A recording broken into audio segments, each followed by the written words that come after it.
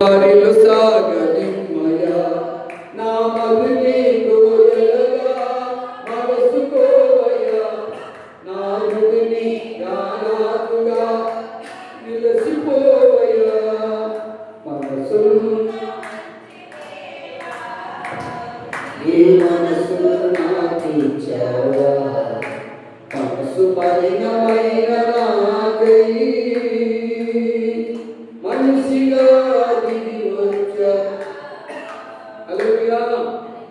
ఒక ఆత్మల భారము కలిగిన ఆత్మీయుడైనటువంటి సేవకుని మాట ప్రకారము వారు చేసినప్పుడు వారి యొక్క సమస్యలు తీర్చబడ్డాయి, వారి యొక్క కొరతలు తీర్చబడ్డాయి, వారి యొక్క ఇబ్బందులు తొలగించబడ్డాయి. చెడిపోయిన ప్రతి ఆ నీరు కూడా మధురమైన నీరుగా మార్చబడింది.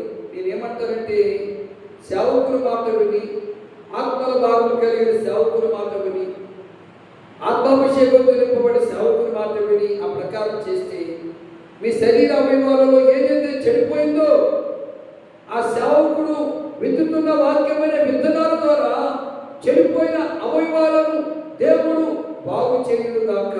దేవునికి స్తోత్రం చెబుదాం. హల్లెలూయా. చూడండి, ఆ రక్తస్రావ రోగం కలిగిన స్త్రీ డాక్టర్ చుట్టూ తిరిగింది, వైద్యం చేయించుకుంది, డబ్బులు ఖర్చు పెట్టింది, రోగం పోలా. తండ్రి పంపిన కుమారుగా భూలోకానికి వచ్చిన యేసు ప్రభు యొక్క వస్త్రము చెరువు ఆమె ముట్టినప్పుడు ఆ రోగం బాగైంది, ఆమె వ్యాధి పోయింది, ఆమె బలహీనత పోయింది. అంతేకాదు కానీ శరీరం అంతా కుష్టి రోగంతో, కురుపుల రోగంతో, రసికాలతో దుర్వాసన వస్తున్న శరీరం అంతా కప్పు కొడుతున్నప్పుడు దేవుని మాటకు లోబడి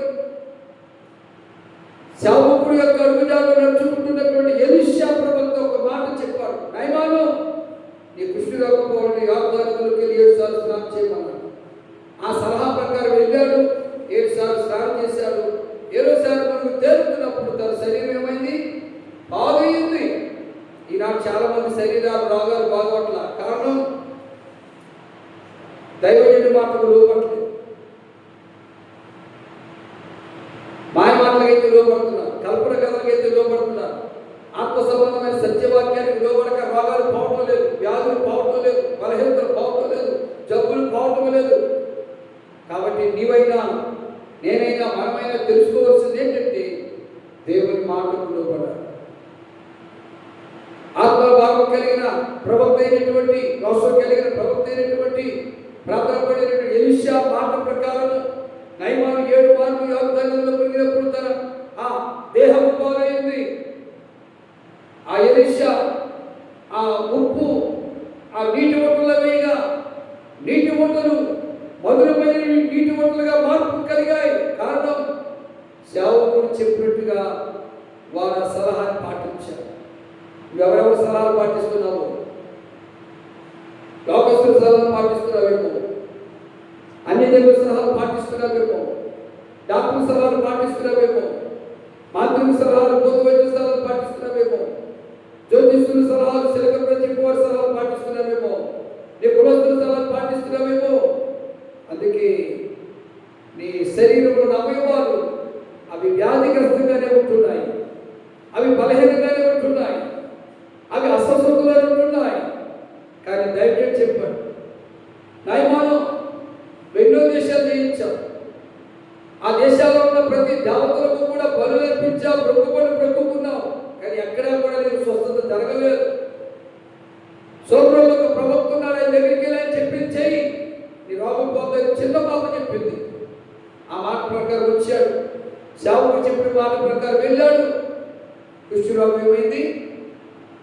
తొలగిపోయింది. కుష్టి దేహం బాగైపోయింది.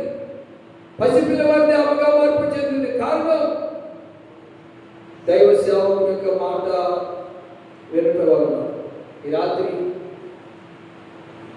మనం, మన పిల్లలు, మన కుటుంబం వెలిగించబడి దీవించబడి ఆశీర్వాదాలకు యోగ్యత కలిగిన కుటుంబాలుగా ఉండాలంటే పరిశుద్ధ గ్రంథంలో ఉన్న మాట ప్రకారం, దైవ సేవకుడు చెప్తున్న మాట ప్రకారం ఎవరైతే చేస్తారో వారి దేహాలు, వారి కుటుంబాలు, వారి భూపంటలు, వారు పశువులు, గొర్రెలు, మేకలు, దుప్పుటెత్తులు కూడా, వారి వ్యాపారాలు కూడా దీవెనకరంగా మార్చబడతాయి. దేవునికి స్తోత్రం చెబుతాం. హల్లెలూయా. దీవెనకరంగా మార్చబడతాయి. ఎందుకంటే